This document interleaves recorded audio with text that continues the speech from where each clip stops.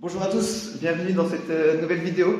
Alors aujourd'hui on va parler des pleins parties qui va rendre votre sol nickel avec des finitions impeccables. I thought I had it all together, but I was led astray. The day you walked away, you were the clock that was ticking in my heart. Change my state of mind. Alors moi pour les plaintes en général il y a deux possibilités. Soit vous prenez des plaintes qui sont similaires au sol, soit vous prenez des plaintes qui vont matcher avec le mur. Moi je préfère prendre des plaintes qui matchent avec le mur. Je trouve que ça fait une finition plus cool, plus design. Voilà, moi j'achète ce type de plainte là, voilà, c'est des lots de plaintes. Du coup couleur blanche comme les murs. Et si jamais vous mettez des murs de couleur, bah, il suffit de peindre les plaintes, ça s'achète, il n'y a pas de souci. Alors pour les plaintes, je vais d'abord vous montrer un peu un premier résultat. Il y a des petites subtilités, des choses à savoir, et je vais vous montrer ce qu'il ne faut pas faire et ce qu'il faut faire. Donc on va commencer par ce qu'il ne faut pas faire. Je l'ai fait volontairement dans un coin comme ça, ça ne servira pas trop. Donc je pense que là vous voyez le coin du radiateur. Vous voyez là, les deux plaintes sont à angle droit. D'accord ? Donc on voit la démarcation qui est très forcée. Et ça, on ne veut pas, c'est pas ce qu'on veut faire. Nous, ce qu'on va essayer de faire plutôt, c'est de faire des angles à 45. Donc, vous voyez ici, voilà, ici on a un angle à 45. Donc on vient découper chaque côté de la plainte à 45 degrés pour faire un angle comme ça, nickel. Là, il me manque la dernière partie qui est la finition. Donc je vais mettre un petit joint de silicone autour, très léger, afin d'avoir du blanc, joint silicone blanc, du coup, couleur de la plainte, afin d'avoir du blanc et que ce soit une finition nickel. Autre point important, vous voyez quand vous êtes en bord de porte, tout comme ça, vous avez la partie bois là qui est visible. Donc là, le mieux, moi, ce que je vais faire, c'est de la peindre. Vous prenez la peinture du mur et vous en mettez un peu ici, comme ça fait une solution, un truc très homogène. Donc ça, c'est les deux premières astuces. Et la dernière astuce, c'est au niveau de la jonction des plaintes, parce que vous n'allez pas avoir des plaintes qui vont faire toute la largeur de votre mur. Au niveau de la jonction des plaintes, là encore, il faut venir faire un angle. Donc soit 45 degrés, soit moins, soit plus, selon ce que vous avez comme outil. Mais venir faire un angle des deux côtés de la plainte, et comme ça fait une jonction qui est presque nickel. Là aussi, il faut venir mettre un petit joint de silicone, et pour avoir quelque chose de bien homogène, ou en tout cas le plus homogène possible, moi ce que j'aime bien faire, c'est quand je fais mes découpes à 45, je viens poncer la plainte pour avoir une bordure qui est la plus nickel possible, comme ça le joint viendra bien épouser la forme. Je ne vais pas mettre les joints tout de suite, donc on les verra certainement pas dans cette vidéo pour une raison simple, c'est que je vais certainement refaire des trous encore à des endroits et je trouve que les joints absorbent vachement la poussière des murs, donc je ferai toute la partie jonction au dernier moment. Donc moi je mets du joint comme j'ai dit au niveau des intersections, je mets aussi un léger joint en haut là, ici, au-dessus, pour faire vraiment une finition nickel. Sauf que moi j'ai une surplainte, donc sur la plainte du dessus je vais aussi faire un joint là, pour que ce soit vraiment nickel. Et si besoin, je viens en bas là faire un joint du coup plutôt que couleur sol, donc un joint marron. C'est notamment pour les endroits où le parquet n'est pas allé vraiment au fond. Le fait de faire un petit joint, ça va nous permettre de ne plus voir, par exemple, vous voyez ici, je ne sais pas si ça se voit à la vidéo, mais ici il y a un petit jeu. Donc le fait de mettre un petit joint très léger marron, ça va vraiment faire une finition nickel et on verra une continuité entre le sol et le mur. Voilà, ça c'est pour les astuces. Maintenant on va passer à la partie réalisation, comment on coupe les plaintes. Alors en termes d'outils c'est assez simple, il va vous falloir juste une scie à bois, voilà, tout ce qu'il y a de plus classique, les serre-joints déjà présentés, indispensables, du papier à poncer pour venir poncer les bords comme j'expliquais juste avant. Et ensuite il va vous falloir cet outil. Donc on va faire la section outils du jour tout de suite. C'est la boîte à onglet. Personnellement je ne l'avais pas acheté lors de mon premier appart que j'ai rénové et je m'en mords les doigts parce que c'est clairement indispensable pour faire aussi bien des coupes droites que des angles. Alors des angles sans ça vous oubliez, hein, c'est impossible. Et même des coupes droites, et au final c'est pas si facile de scier droit. Donc avec ça doit coûter, je m'en souviens plus trop, mais quelque chose comme 20 €. Et au final c'est très vite rentabilisé. Si vous avez des plaintes, même si c'est juste une pièce, vous ne posez pas la question, achetez-en une, il en faut une, c'est indispensable. Donc voilà, et ensuite bien sûr des gants et un masque pour vous protéger. Je vais passer à la découpe, donc l'idée c'est de faire des mesures.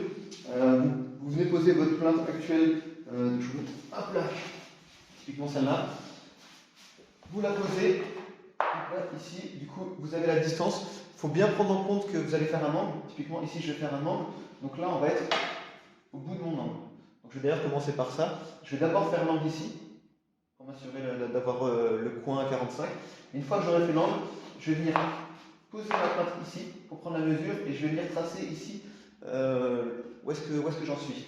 Et vous voyez, donc là, c'est assez technique parce qu'on a un angle à 45 ici dans ce sens-là, alors qu'ici on a un angle à 45 dans l'autre sens. Donc ça veut dire qu'ici on va devoir venir tailler comme ceci pour que l'angle se fasse bien. Et là aussi, on va devoir venir tailler comme ceci pour que ça vienne épouser la prochaine plainte qui va arriver ici avec un angle à 45. Donc là on a deux angles à 45 à faire. Et les deux vont être dans ce sens-là. Au début, on se sent toujours de découpe, on se retrouve avec des angles inversés. Bon, c'est pas grave, c'est du plat, c'est pas très cher, donc voilà, vous l'achetez, vous en prenez une autre. Mais voilà, on va faire celle-ci. Bon allez, c'est parti. Hein. Love's so hard to find. Your feelings changed like the weather. Went from clear to gray. All that time became.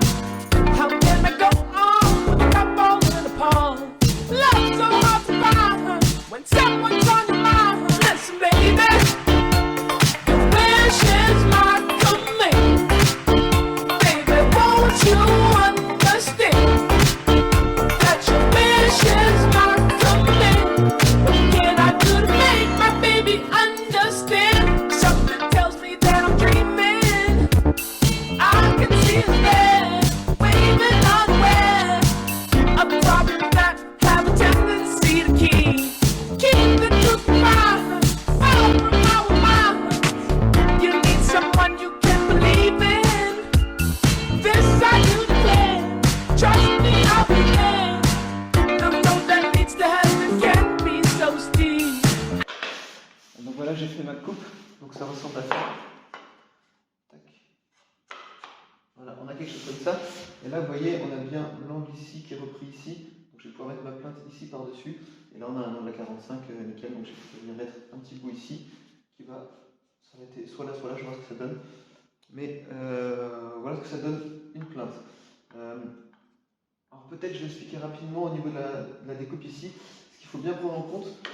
Donc si on prend l'exemple, je vais prendre l'exemple cela. Imaginons que votre plainte elle arrive comme ça et vous voulez la couper ici. Okay, donc moi ce que je fais c'est que donc, je prends ma mesure comme ça. Là vous prenez bien au niveau de l'angle. Donc typiquement ici, vous voyez qu'on a, c'est pas évident une main, mais voilà, ça nous arrive ici. Tac, voilà. Donc là c'est au niveau de l'angle. Et ça il faut bien comprendre que c'est le début de l'angle à 45, c'est l'ouverture.